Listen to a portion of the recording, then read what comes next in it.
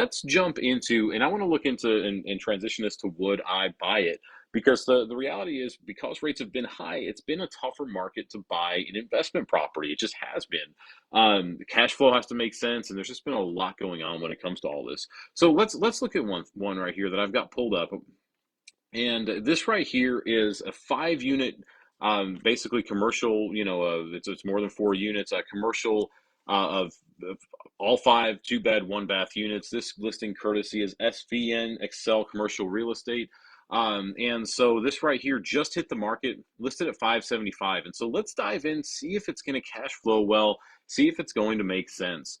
So I've got my old would I buy it spreadsheet here pulled up. These are some of the numbers from the last one. So let's just plug in just what they're asking, 575. Let's assume that we need to put 25% down, 575. So we're gonna have a 75% mortgage balance. Whoops. Let's clear this. 575 times 0.75. So 431,250 would be our mortgage balance. 431,250. So we have an equity percentage of 25%. Now, what's it going to rent for? Let's take a look at what they say here in their listing. They have some rents listed here with some deposits.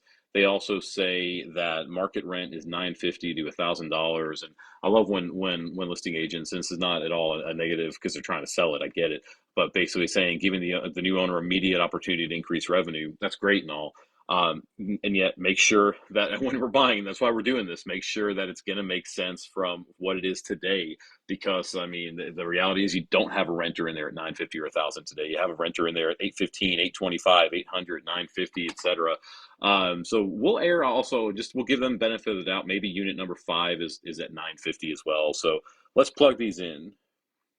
So we had what, 800 plus, oops, 800 plus 815 plus 825, and then let's say the other, we know one is 950, and let's just say the other one is 950 just for the benefit of the doubt. 4340 is what it's currently renting for. Let's get the right slide out. So let's see, it's 4340. Already we know it's a little bit better than what we've been seeing, because we can see it's not quite hitting the 1% rule, but 0.75, those are better numbers than what we've been seeing in some of these other investments.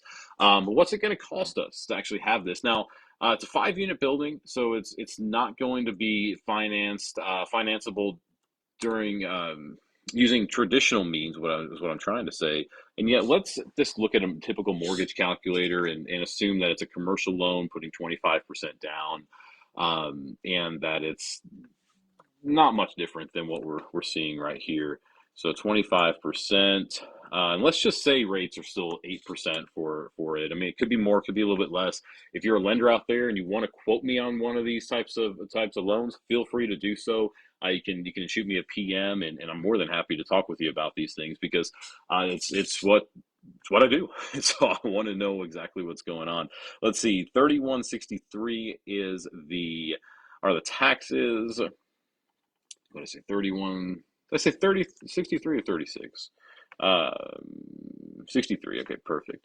And there's not going to be mortgage insurance. And let's just say let's just go with like 3,000 a year for homeowners insurance. So we're at 3677.94 from a 36. So let's round it up to 3678. So already we're seeing basically numbers that are on par with the last one we did, and yet we're seeing higher rental amount, which is great. And you can see everything else is plugged in. I don't have anything in here yet for vacancy and repair, partly because we haven't been out to the property, so we don't know exactly what things are looking like. I love to, here, let's just take, whoops, not that one. Let's see, 3 times, helps if I put the right number in.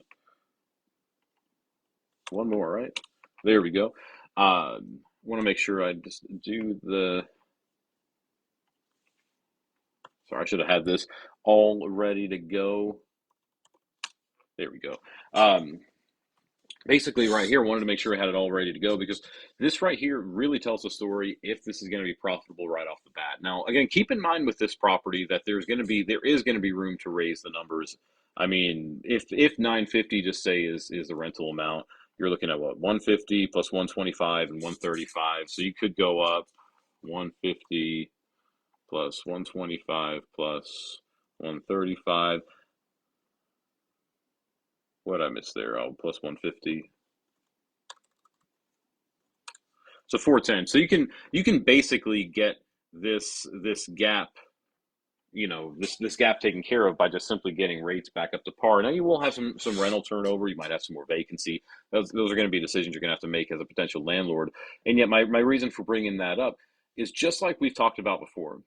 The biggest things to keep in mind are is if you're managing a property, because that's a big expense. I mean, that's 10% of your rental amount. So if it's 4340, you're paying $434 a month for a property manager. And then this money is money that you're keeping, but it's money that you're earmarking to say, hey, I'm going to have to pay for this at some point. And so it's something that from a monthly standpoint, in fact, let's just delete those so you can see exactly what I mean. From a monthly standpoint, as it sits right now, you'd go into it profitable. It'd be a little tight, only a couple $100 a month, but there's room to raise that. I mean, if it's 950 a month for, if it's 950 a month per unit, just say 950 times five. Oops, let's just add 950 because I hit four. You're at 4750. All of a sudden, these numbers are really going to start to make sense. At 4750, you're positive $600. I mean, honestly, I'd love to see it be a little higher than that. If it were me, if I'm buying this property, and yet at the same time, it's still one that it would be one I would consider. I'm putting it out there as in it's something that it might not excite me from a cash flow standpoint. I might hold my money still aside, hoping interest rates just jump down. Just for me personally, because I'm a little more conservative when it comes to these. I like to see this profit number be higher.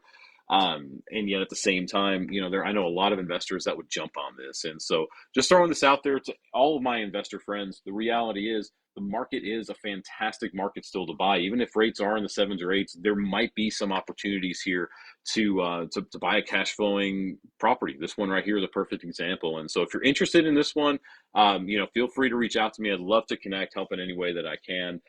It's a property that looks like it would cash flow well, and I love Clarksville from a rental market. It's where all my rentals are.